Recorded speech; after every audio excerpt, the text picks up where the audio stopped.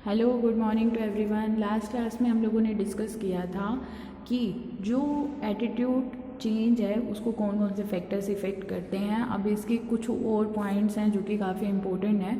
इसके अंदर जो नेक्स्ट पॉइंट हमारा है वो है परसुएसिव कम्युनिकेशन। ये कैसा कम्युनिकेशन होता है? ये फैक्ट्स और इन्फॉर्मेशन को लेकर एक ऐसा कम्युनिकेशन होता है जो व्यक्ति को अपनी साइड अट्रैक्ट करता है, जो लिसनर को अपनी साइड अट्रैक्ट करता है। अगर मैं एग्जांपल दूं तो कोविड-19 एक ऐसा टॉपिक है जिसको हर व्यक्ति सुनना चाहता है, जिसके बारे में जो भी न्यूज़ आ रही है वैक्सीन को लेकर हम सब जानना चाहते हैं। हम लोग उस चीज़ की साइड खुद से अट्रैक्ट हो रहे हैं, तो इनको बोलते हैं हम परसुएसिव कम्युनिकेशन। हॉवलैंड, जैनिस और कैली ने 1953 के अंदर एक एक्सपेरिमेंट में इन्होंने बताया कि कुछ कम्युनिकेशन की भी करेक्टरिस्टिक्स होती हैं, जैसे sources of communication, content and characteristics, channel of communication and the last and main point is characteristics and content of communicator. Communicator की कौन कौन सी विशेषताएं हैं, अभी मैं यहाँ पर इसको डिस्कस कर रही हूँ। इन्होंने बेसिकली 3 तरह की करेक्टरिस्टिक्स बताई जो आप तक अपनी बात को पहुंचा रहा है, जिसकी वजह से आपकी मनोवृत्ति चेंज होगी, जिसकी वजह से तुम्हारा एटीट्यूड में परिवर्तन आएगा। सबसे पहले आता है credibility, attractiveness and power. Credibility का मतलब होता है विश्वसनीय। मान लीजिए कि आपको जो भी कम्युनिकेट कर रहा है किसी टॉपिक के बारे में, किसी इन्फॉर्मेशन के बारे में, अगर वो व्यक्ति तुम्हारे लिए विश्वसनीय है, तुम उस पर विश्वास करते हो, रियलेबल है, तुमने उसके बारे में पढ़ा है कि जो भी इसके विचार होते हैं बहुत लॉजिकल होते हैं, तो हम उनकी बात से जल्दी इन्फ्लुएंस होते हैं और हमारे एटीट्यूड के अंदर चेंज आता है।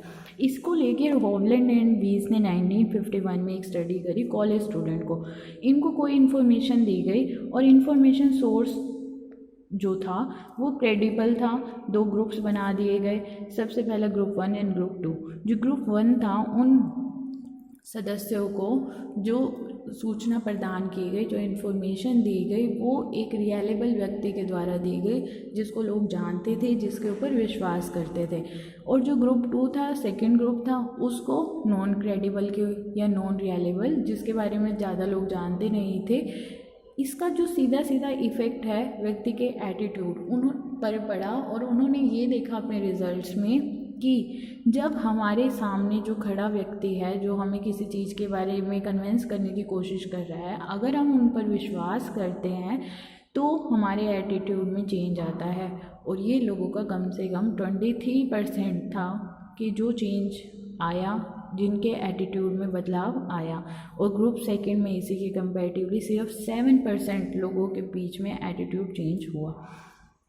अब जो 23% थे उसका रीज़न ये था हाई क्रेडिबिलिटी कम्युनिकेटर था, और 7% का था लो क्रेडिबल कम्युनिकेटर। तो इस तरह से जो व्यक्ति की क्रेडिबिलिटी है, विश्वसनीयता है, विश्वासोत्पादकता है, वो काफ़ी इफ़ेक्टिव करती है रोल प्ले आपके एटीट्यूड चेंज के अंदर।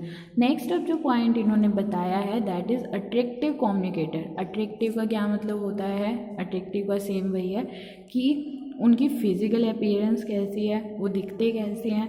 अगर मान लीजिए कि आपके सामने जो व्यक्ति आया वो बहुत सुंदर है, दिखने में बहुत अच्छा है, तो हम एक बार ज़रूर उसकी साइड देखना पसंद करते हैं। तो इन्होंने भी बेसिकली 2 तरह के बताई अट्रैक्टिवनेस को। सबसे पहला था फिज़िकल ब्यूटी। फिज़िकल ब्यूटी में वही आ जाएगा कि अगर वो शारीरिक रूप से अच्छा दिख रहा है, बिल्कुल फिट है, तो हम लोग उनकी बात को जल्दी मानते हैं। जैसे चिकन एंड पैलेक ने 1983 में अपनी स्टडीज़ में ये प्रूव कर दिया कि अगर किसी भी लीडर की फिज़िकल अपीयरेंस, फिज़िकल ब्यूटी अच्छी है, तो हम उसको एक एज ए लीडर भी एक्सेप्ट कर लेते हैं और उनकी बातों को भी मानकर हम अपने एटीट्यूड में चेंज लेके आते हैं। नेक्स्ट अब इन्होंने बताया सिमिलैरिटी। सिमिलैरिटी का आप सबको पता ही है, दैट इज़ रिलेटेड टू समानता। इसको लेके भी डेम्ब्रेस्की 1978 में इन्होंने अपने एक्सपेरिमेंट किया, एक कॉलेज स्टूडेंट के ऊपर था, और जो इनकी सब्जेक्ट थी वो थे ब्लैक स्टूडेंट, जिनका जो कलर कम्प्लेक्शन है वो डार्क था। और इनको एक इन्फॉर्मेशन दी गई टीथ से रिलेटेड, दांतों से रिलेटेड एक इन्फॉर्मेशन दी गई, और क्या किया गया कि ब्लैक कम्युनिकेटर से दी गई, 2 ग्रुप बना दिए गए, सेम वही पैटर्न था जो लास्ट में। फर्स्ट ग्रुप को तो ब्लैक कम्युनिकेटर, याद रखिए जो स्टूडेंट्स थे वो ब्लैक थे, उनका कलर कम्प्लेक्शन ब्लैक था। सिमिलैरिटी की बात कर रहा है ये, यहाँ पे समानता की बात कर रहा है। तो इनको जो संचार का साधन था वो कौन था, ब्लैक ही था, सेम दिख रहे थे दोनों। और जो सेकेंड ग्रुप था वो जो ब्लैक स्टूडेंट्स थे उनको जो इन्फॉर्मेशन दी गई वो दी गई वाइट कम्युनिकेटर के द्वारा। और रिजल्ट्स में क्या देखने को मिला, results was very similar and you know also कि क्या होगा रिजल्ट। तो रिज़ल्ट ये था कि जब वो व्यक्तियों ने देखा, जब उस समूह के बच्चों ने देखा कि सेम हमारा कलर कम्प्लेक्शन सेम है, तो उन्होंने उनकी बात को ज़्यादा माना बजाय कि जो वाइट कम्युनिकेटर था उस ग्रुप के। सेकेंड अब जो पॉइंट इन्होंने बताया है that is content and characteristics of communication. ये कैसे होती हैं, जो कम्युनिकेशन और जो कंटेंट है वो बहुत ही इंपॉर्टेंट रोल प्ले करता है कम्युनिकेशन के अंदर हमारी एटीट्यूड को चेंज करने में। सबसे पहले इन्होंने इसको 3 मेन पॉइंट्स बताए हैं। Fear, arousing, appeal. जब हम व्यक्तियों को कोई ऐसी न्यूज़ बताते हैं, कोई ऐसी इन्फॉर्मेशन बताते हैं जो भयभीत करने वाली होती है, जो उनके अंदर चिंता को उत्पन्न करने वाली होती है, मान लीजिए कि अगर मैं कहूँ कि बाढ़ आने वाली है, फ्लड आने वाला है, अर्थक्वेक आने वाला है, तो इससे कहीं ना कहीं वो अपना मेंटल सेटअप करते हैं और चीज़ों को सुधारने की कोशिश करते हैं। हम ट्रेनिंग लेना शुरू कर देते हैं कि भूकंप में क्या करना चाहिए सेव करने के लिए, बाढ़ में किस तरह हम अपने आप को सेफ रख सकते हैं। फाइन, तो इस तरह से हमारे एटीट्यूड के अंदर चेंज आता है।